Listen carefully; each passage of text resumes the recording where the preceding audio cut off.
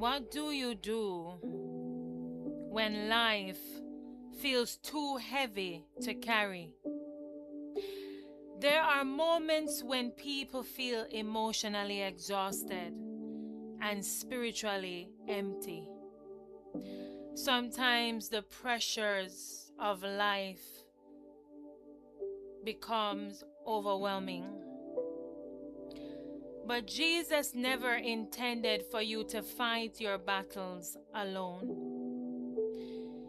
He says, "Come unto me, all ye that labor and are heavy laden, and I will give you rest."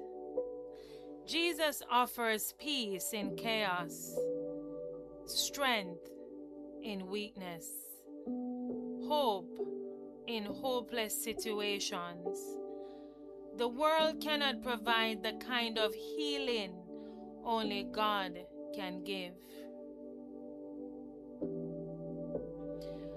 Whatever burden you are carrying today, bring it to Jesus.